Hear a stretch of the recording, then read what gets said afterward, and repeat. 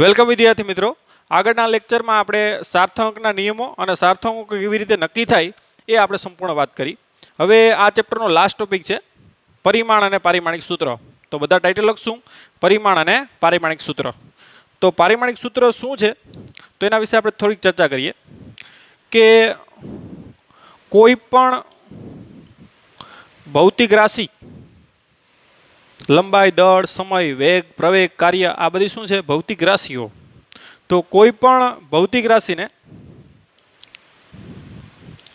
સાત મૂળભૂત રાશિ કઈ છે? લંબાઈ, દળ, સમય, વિદ્યુત પ્રવાહ, જ્યોતિ તીવ્રતા, તાપમાન અને દ્રવ્યનો જથ્થો. આ સાત મૂળભૂત રાશિ ના સંયોજન સ્વરૂપે લખી ત્યારબાદ ખાસ સૂત્ર સ્વરૂપે રજૂઆત કરવાથી બનતા સૂત્રને પારિમાણિક સૂત્ર, જેને આપણે શોર્ટમાં લખશું હવે પાસુ, એટલે કે પારિમાણિક સૂત્ર કહે છે. ધ્યાન આપજો વ્યવસ્થિત, આ વસ્તુ સમજ લેશો એટલે આરામથી તમને બધી લખતા આવડશે. કોઈ પણ ભૌતિક રાશિ એને આપણે એનું જે સૂત્ર છે એને કોના ફોર્મમાં લખવાનું છે? તો કે સાત મૂળભૂત રાશિના સંયોજન સ્વરૂપે એને લખવાનું છે. અને ત્યારબાદ એક ખાસ સૂત્ર આપણે બનાવશું, જે કેવી રીતે બનાવાય એ જ આપણે જોવાનું છે. ખાસ સૂત્ર સ્વરૂપે રજૂઆત કરવાથી જે સૂત્ર બને એ સૂત્રને જ આપણે શું કહેશું? પારિમાણિક સૂત્ર. તો આપણે શું કરવાના છે? તે કોઈ પણ ભૌતિક રાશિ છે એને સાત મૂળભૂત ભૌતિક રાશિના સંયોજન સ્વરૂપે લખવાનું થશે. ત્યારબાદ એક સૂત્ર બનાવતો હું તમને શીખવાડીશ, જે સૂત્રને જ આપણે શું કહેશું? પારિમાણિક સૂત્ર. તો પહેલાં આપણે સાત મૂળભૂત રાશિના પારિમાણિક સૂત્ર જોઈ લઈએ, કેમ કે એના સંયોજન સ્વરૂપે જ આપણે લખવાનું છે. તો ટાઇટલ લખશું સાત મૂળભૂત રાશિના પારિમાણિક સૂત્રો.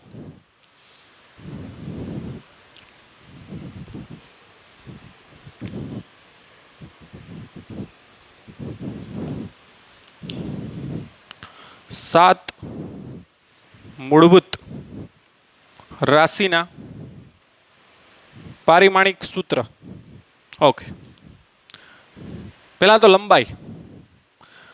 લંબાઈનું પારિમાણિક સૂત્ર લખતા હોય ત્યારે આવી રીતે એને કાઉન્સમાં રખાય. લંબાઈનો સિમ્બોલ L છે. જ્યારે પણ તમે આવી રીતે આ કાઉન્સમાં લખો છો એનો મતલબ એમ થાય છે કે તમે પારિમાણિક સૂત્ર લખો છો. તો આ પારિમાણિક સૂત્ર લખવા માટેનું શું છે? સિમ્બોલ. તો લંબાઈનું પારિમાણિક સૂત્ર L1. એક વખત આવતી હોય તો L1, બે વખત આવતી હોય તો L2, ત્રણ વખત લંબાઈ આવતી હોય તો L3. આ 1 છે એનું પરિમાણ કહેવાય. તો આ લંબાઈનું થઈ ગયું પારિમાણિક સૂત્ર. પછી દળનો સિમ્બોલ સ્મોલ m છે, માસ કહેવાય. તો દળનું પારિમાણિક સૂત્ર શું થાય? તો કે ખાલી m, ઘાત ન લખો તો ચાલે.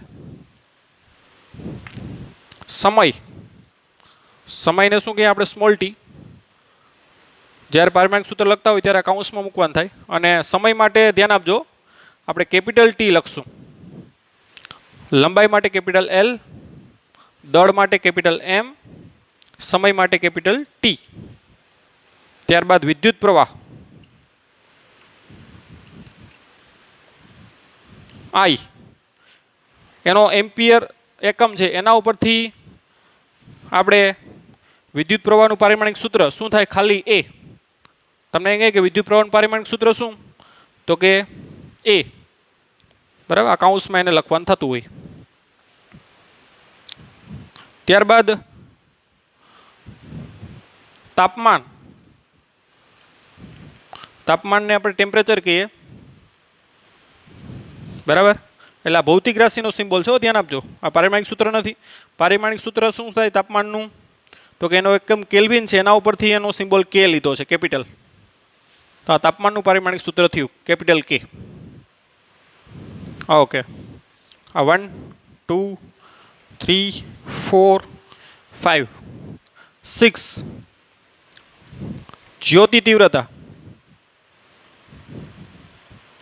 જેને આપણે સિમ્બોલ I લખી શકીએ જ્યોતિ તીવ્રતાનો પણ. કેમ કે એને ઇન્ટેન્સિટી બોલાય એટલે એનો સિમ્બોલ આઈ લખી શકો. જ્યોતિ તીવ્રતાનો જે પારિમાણિક સૂત્ર છે એ સીડી છે, ધ્યાન આપજો. કેમ કે એના એકમ ઉપરથી કેન્ડેલા એના એકમ ઉપરથી એનો સિમ્બોલ લીધેલો છે પારિમાણિક સૂત્રનો. અને સાતમું, દ્રવ્યનો જથ્થો એનું જે પારિમાણિક સૂત્ર છે એ શું છે? MOL, mall. દ્રવ્યનો જથ્થો એનો સિમ્બોલ એન લખી શકો કે એક પ્રકારનો શું છે એ? તો કે નંબર જ છે, સંખ્યા જ છે. તો આ થઈ ગયા 7 મૂળભૂત રાશિના પારિમાણિક સૂત્રો. લંબાઈનું પારિમાણિક સૂત્ર શું? ખાલી કેપિટલ L. દળનું શું? Capital M. તાપમાનનું સમયનું શું? Capital T.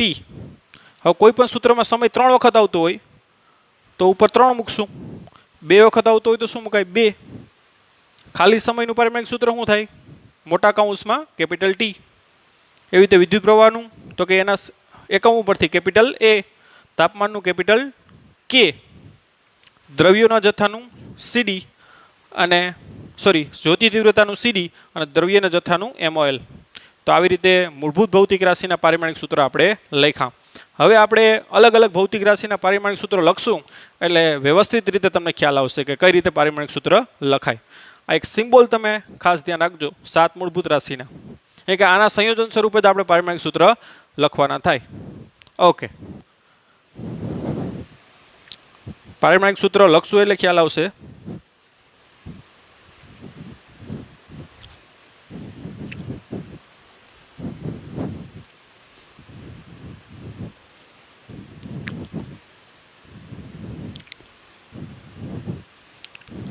હાલો, ક્ષેત્રફળનું પારિમાણિક સૂત્ર લખીએ.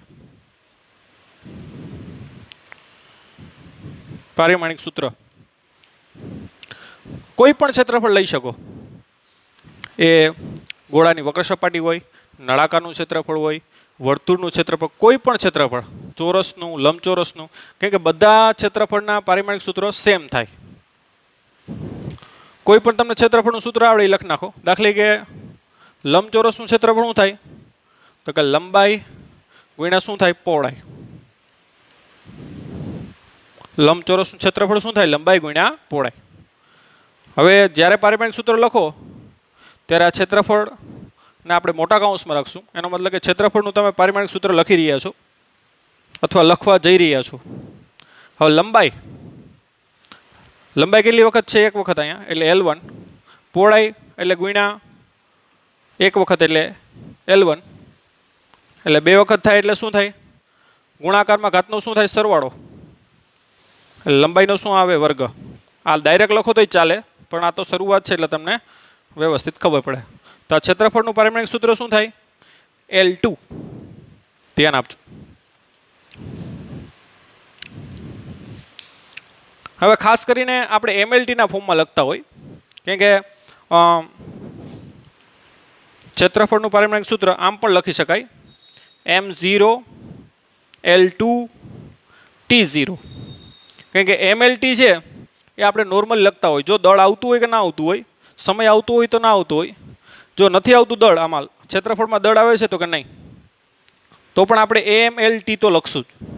તો ક્ષેત્રફળનું પારિમાણિક સૂત્ર શું થાય? M0 L2 T0. કે ક્ષેત્રફળમાં લંબાઈ જ આવે છે, દળ અને સમય આવતો નથી. એટલે આમ L2 લખો તો પણ ચાલે, પણ મોસ્ટલી આપણે MLT તો લખતા જ હોય. એ દળ આવે કે ના આવે, સમય આવે કે ના આવે, પણ આપણે નોર્મલ એને લખતા હોઈએ છીએ.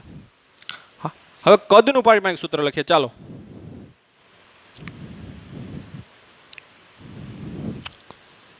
કદ એટલે ઇંગ્લિશમાં એને વોલ્યુમ કહે. કોઈ પણ કદનું સૂત્ર લખી નાખો. દાખલા કે નળાકારનું કદ કેટલું થાય? πr²h. નળાકારનું કદ કેટલું થાય? πr²h.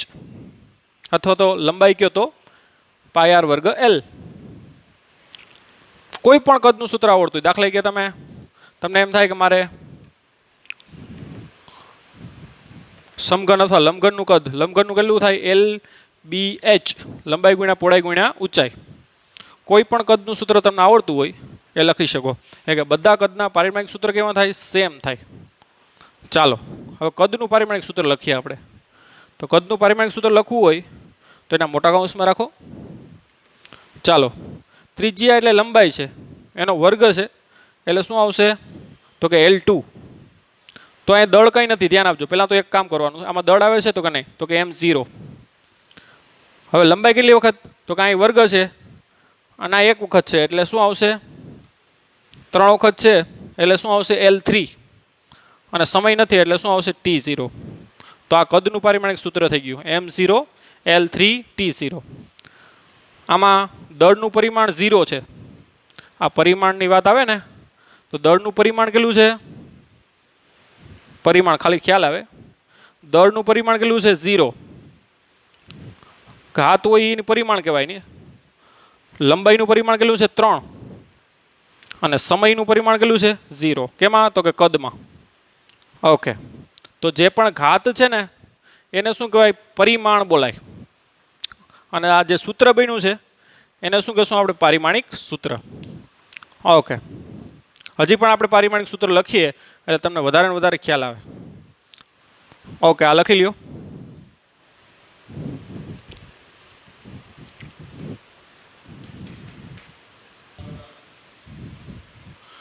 આપણે ઘનતાનું પારિમાણિક સૂત્ર મેળવીએ.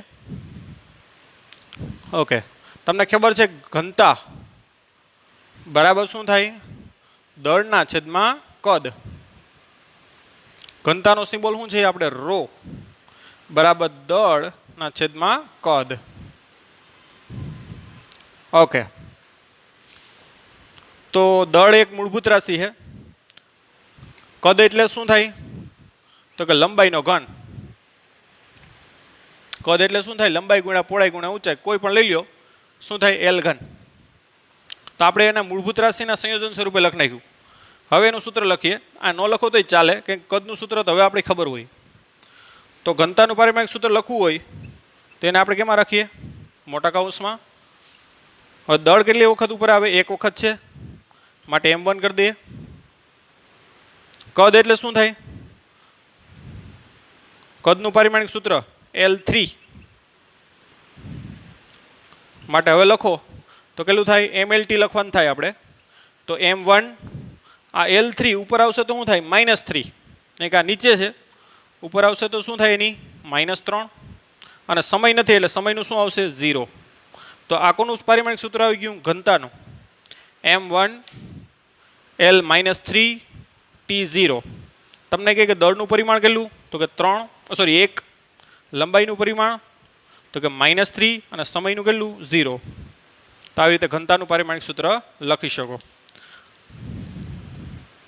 ચાલો વેગનું પારિમાણિક સૂત્ર લખીએ.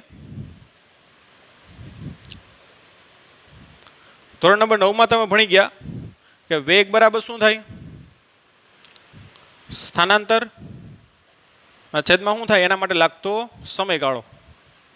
વેગનો સિમ્બોલ આપણે V વાપરીએ. સ્થાનાંતર એટલે Δx કહી શકો અથવા D પણ કહી શકો.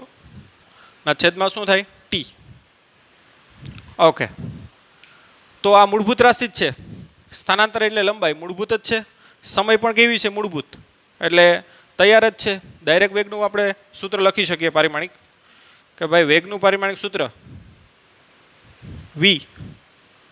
લંબાઈ કેટલી વખત છે એક વખત એટલે ઉપર L1 કરો. સમય નીચે કેટલી વખત છે એક વખત એટલે T1 કરો, કારણ કે સમય માટે આપણે કેપિટલ T વાપરીએ છીએ.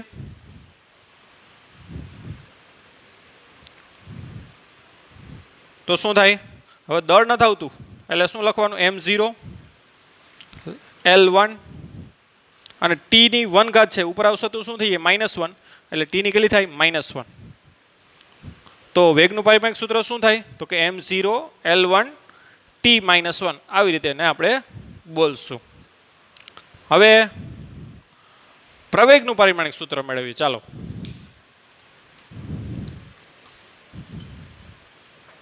પ્રવેગનું પારિમાણિક સૂત્ર. પ્રવેગ એટલે પણ તમે 9મા ધોરણમાં ભણી ગયા. સૂત્ર ખ્યાલ હોય કે ના હોય અહીં જોશો એટલે ખ્યાલ આવી જશે. પ્રવેગ એટલે શું થાય તો કે વેગમાં થતો ફેરફાર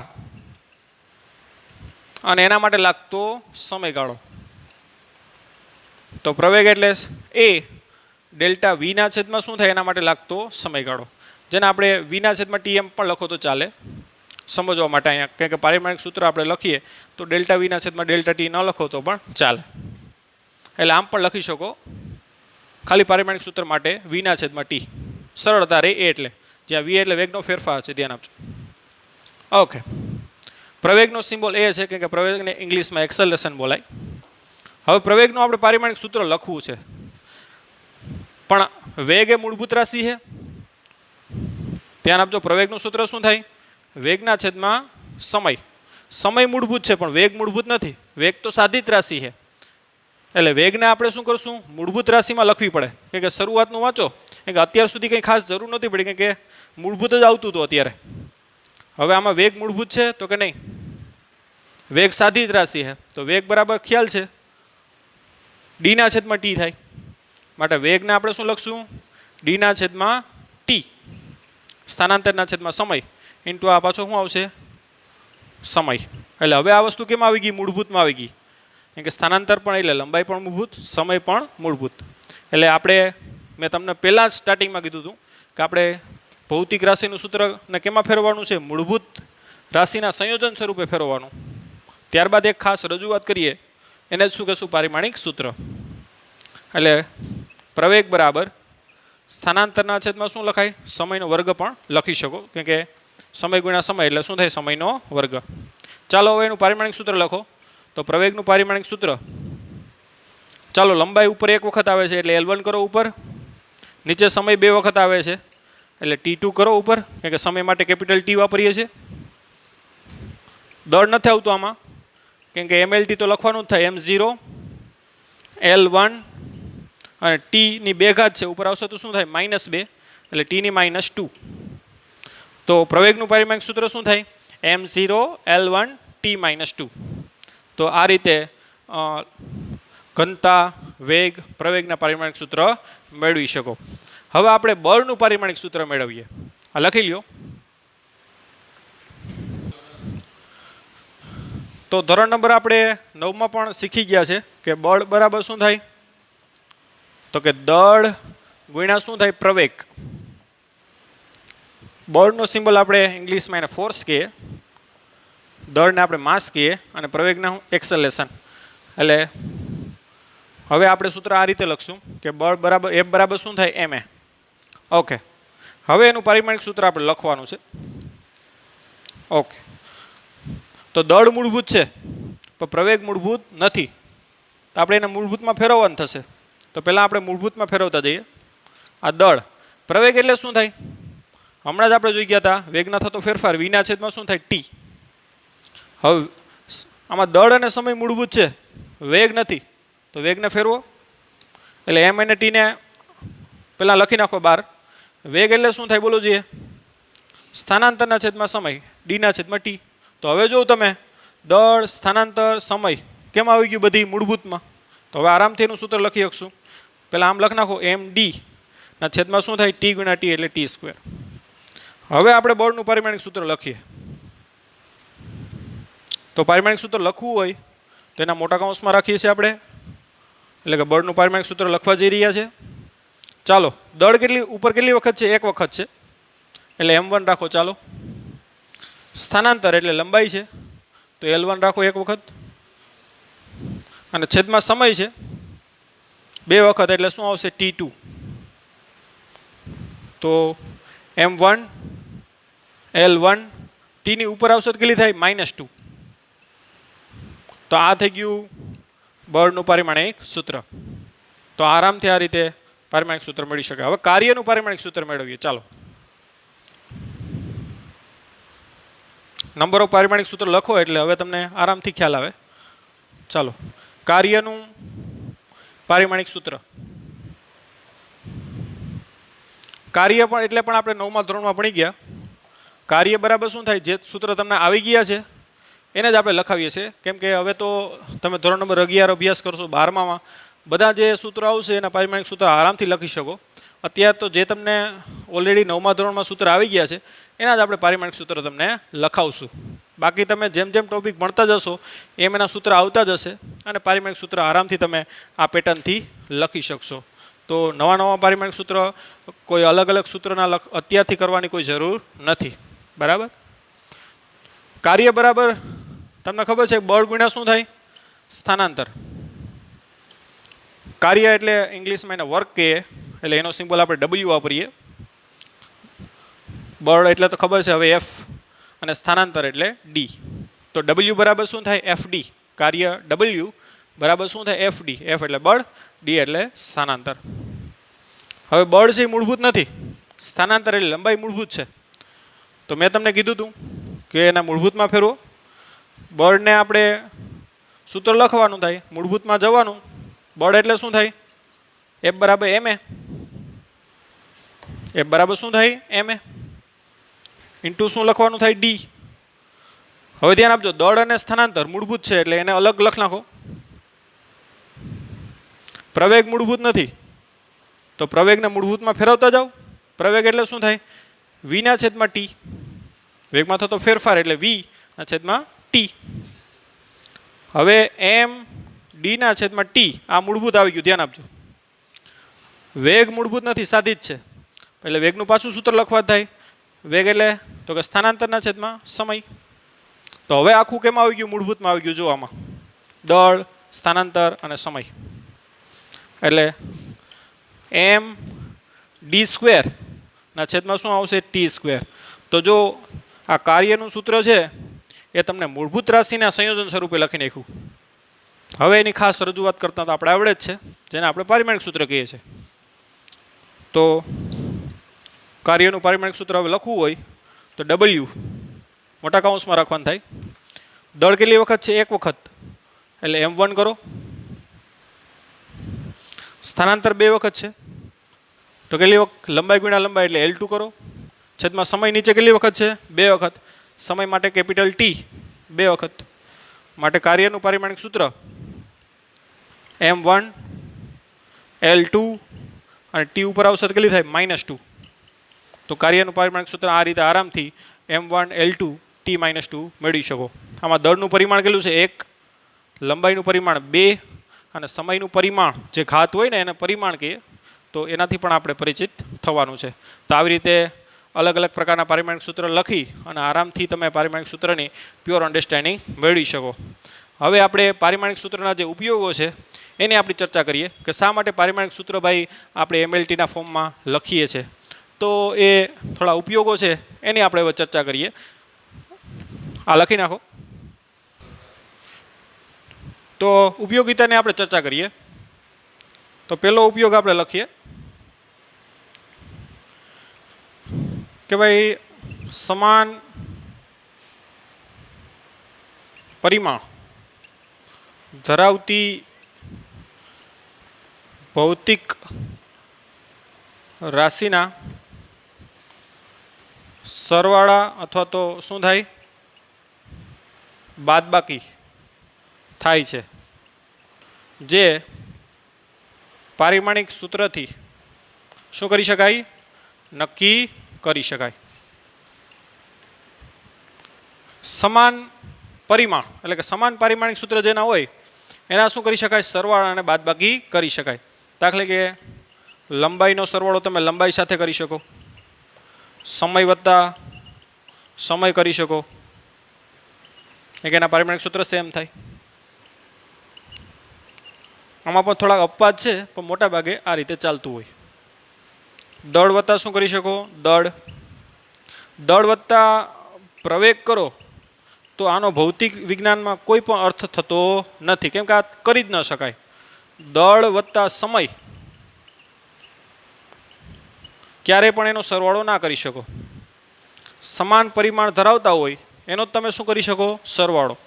અલગ અલગ પરિમાણ હોય કેમ કે આનું પરિમાણિક સૂત્ર અલગ અથવા તો એના એકમ અલગ થાય. આનો એકમ પણ કેવો થાય? અલગ. બરાબર. 2 કિલો વત્તા 5 સેકન્ડ આનો કોઈ મતલબ ભૌતિકમાં થતો નથી. આવી રીતે સમાન એકમ અથવા તો સમાન પરિમાણ ધરાવતા ભૌતિક રાશિનો શું થાય? સરવાળો અથવા તો બાદબાકી થાય. તો સમય વત્તા સમય થાય, દળ વત્તા દળ થાય, વેગ વત્તા વેગ, પ્રવેગ વત્તા પ્રવેગ, બળ વત્તા બળ અથવા તો એની બાદબાકી એ રીતે પોસિબલ છે. અલગ અલગ એકમો અથવા અલગ અલગ પરિમાણ હોય એના સરવાળા અથવા તો બાદબાકી થાય નહીં. સમાન હોય એના જ શું થાય? સરવાળા. જે ટૂંકમાં પારિમાણિક સૂત્રનો ઉપયોગ કરી અને લખી શકો. કેમ કે અલગ અલગ જે સૂત્ર હોય એના પારિમાણિક સૂત્ર સેમ આવતા હોય તો એનો સરવાળો કરી શકો. પણ અમુક અપવાદ છે એનો સરવાળો ન થાય. દાખલા કે વેગ અને ઝડપ, આ બંનેનો સરવાળો ન થાય પણ બંનેના પારિમાણિક સૂત્ર સેમ છે તો મોટાભાગે આ ચાલતું હોય, પણ અમુક અપવાદમાં ચાલે પણ નહીં. કેમ કે આપણે આગળ ભણશું કે વેગ છે એ સદિશ રાશિ છે, ઝડપ કેવી રાશિ? અદિશ રાશિ. તો એના પરિમાણિક સૂત્ર સેમ થાય પણ એનો સરવાળો એ રીતે થાય નહીં, પણ એ અપવાદ સ્વરૂપે આવે છે. બાકી લંબાઈ વત્તા લંબાઈ, સમય વત્તા સમય અથવા જેના પારિમાણિક સૂત્ર સેમ હોય એનો સરવાળો અથવા તો શું કરી શકીએ? આપણે બાદબાકી કરી શકીએ. તો આ પહેલો મુદ્દો આપણે સમજ્યા. ઓકે,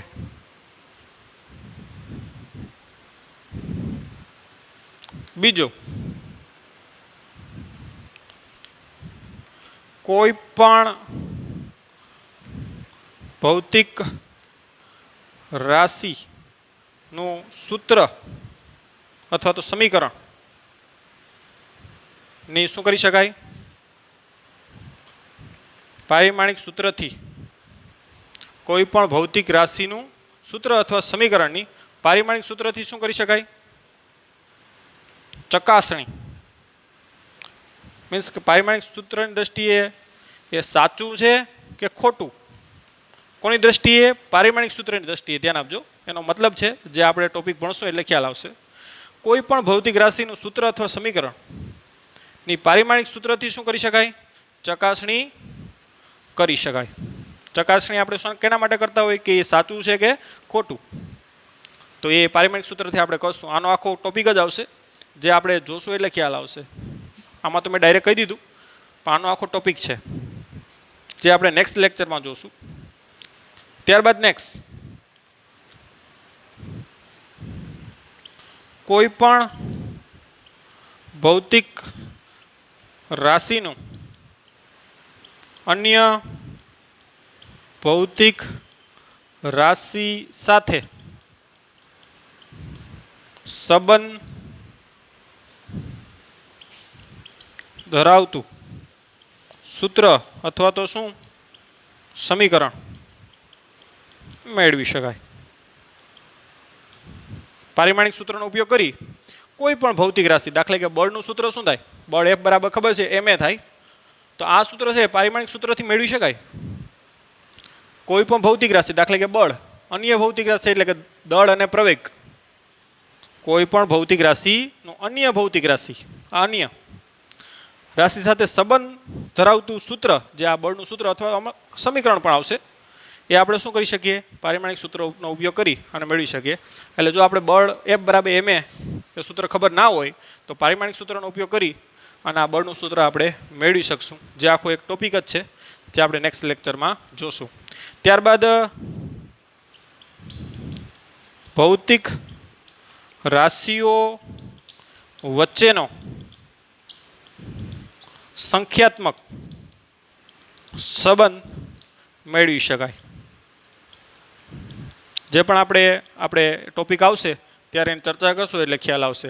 તો આ બધા જે છે એ પારિમાણિક સૂત્રના ઉપયોગો છે જેનો ઉપયોગ કરી અને આ અલગ અલગ વસ્તુ આપણે નક્કી કરી શકીએ.